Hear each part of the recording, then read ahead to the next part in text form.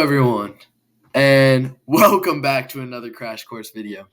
Today we're going to be exploring the life of a man named Francois Ravaillac. And I know you might be thinking to yourself, who is this goober on my screen right now? It's definitely not John Green. You're right, I'm Jason Shapiro, and I'm here to teach you.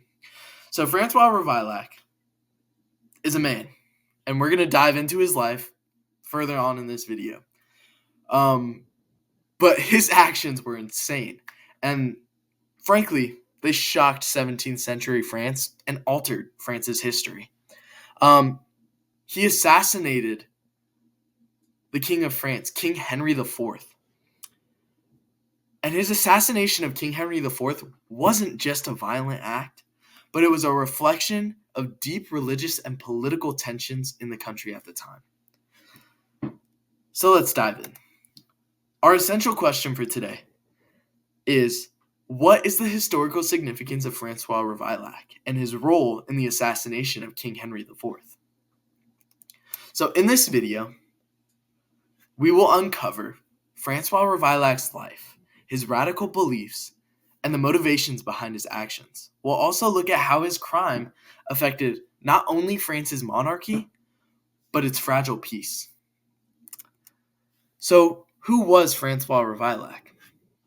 Well, Francois Ravaillac was born to a poor family in 1578 in Angoulême, France. And I'm not sure if I'm pronouncing that correctly, but I'm trying.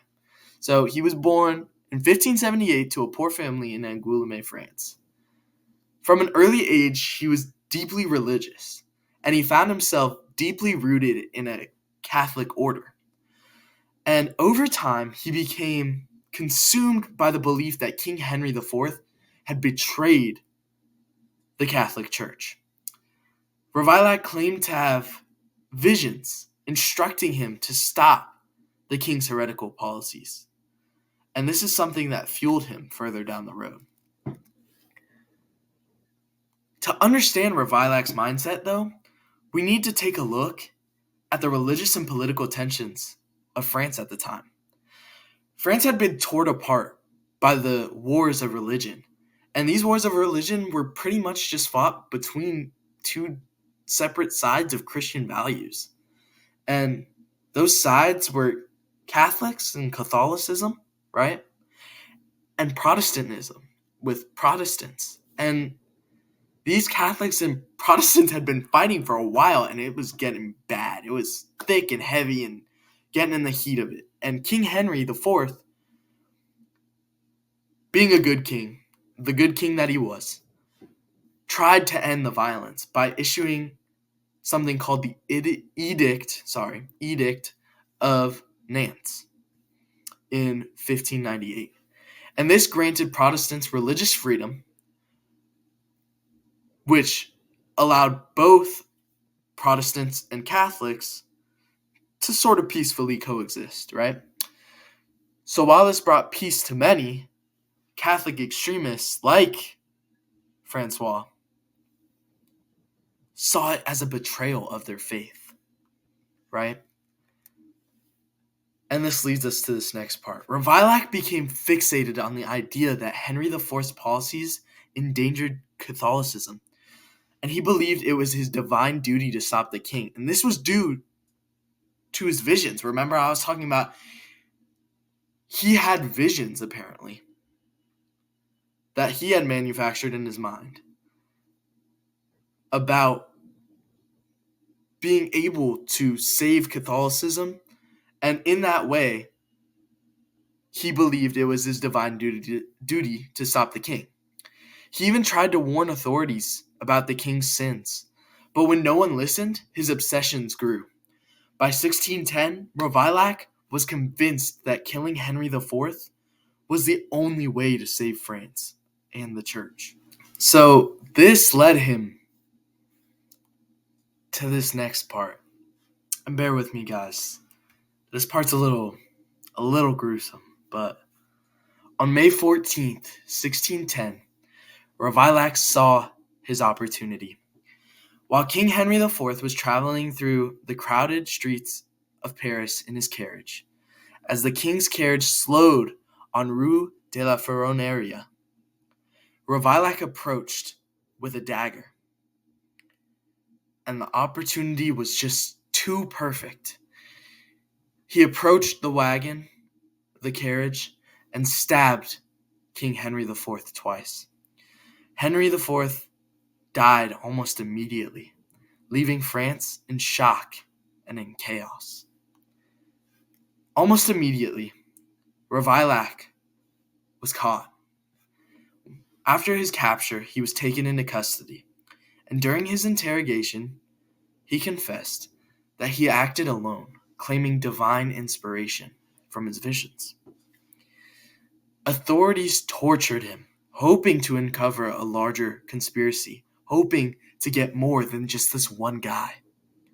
But Ravaillac insisted he was solely responsible for the crime.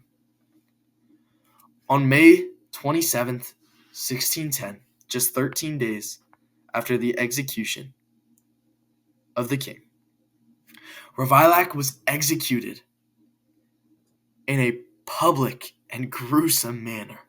And I mean gruesome. He was drawn and quartered, a punishment meant to send a clear message to anyone else considering similar actions. The spectacle horrified onlookers and cemented Ravaillac's infamy. The assassination caused widespread grief and fear. Henry IV was a very popular king. Known for his efforts to bring stability to France, his death highlighted the deep religious divisions still plaguing the country. Many feared what the future would hold without his leadership, for he was trying so hard, so hard to bring together these two divided groups of France, and he was doing a really good job at that. The aftermath of this assassination was very, very, very turbulent. Henry IV's 9-year-old son, Louis XIII, would take power. But Queen Marie de' Medici acted as regent. Her leadership faced criticism, and the country grew increasingly unstable. The religious peace Henry IV had worked so hard to build began to unravel. Despite Henry IV's tragic death, he left a long-lasting legacy. He is remembered as a unifier who tried to bridge the gap between Catholics and Protestants. His reforms and projects, like the Pont Neuf and Place Royale, symbolized his commitment to rebuilding France. His assassination only heightened his status as a martyr for unity. Ravaillac's story is a stark reminder of the dangers of fanaticism. His belief that he was carrying out God's will reflected the very destructive power of radical ideologies. This pattern repeats throughout history, where individuals justify violence in the name of religion or politics. So let's take a moment to reflect. Why did Ravaillac believe he was justified in killing the king? Well, he believed he was justified in killing the king because he had divine intuition. He had divine inspiration. He had these visions, and he believed his religion had been betrayed. So he tried his hardest, and his hardest was killing the man. Killing the man that caused it. And how did his actions reflect the larger struggles within France at the time? Well, you can say his actions reflected the deep, deep religious turmoil that was going on in France at the time. The long-lasting fight between Protestants and Catholics. He was just doing what he believed was right. He was trying to protect his religion, and that is completely justified. But he was wrong in what he was thinking, because King Henry IV, his main goal was not at all to take away from Catholics. It was just to ease the fighting, to give Protestants some peace in knowing that they could practice their religion freely, and giving Catholics the ability to practice on their own and not have to force people that don't want to be part of their religion to be part of their religion. And that's something that Ravaillac, you can see, struggled to understand.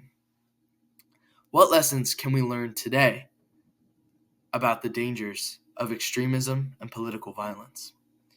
Well, in today's world, we've seen many instances of political violence. There's JFK, there was the assassination attempt on even Donald Trump when he was running for office the second time, a couple of months back. But we can see there's always a solution that is not violence. Extremism and political violence has no place in our world and has never had a good place in our world. We can see tons of public outcry from today's day and age to the 17th century.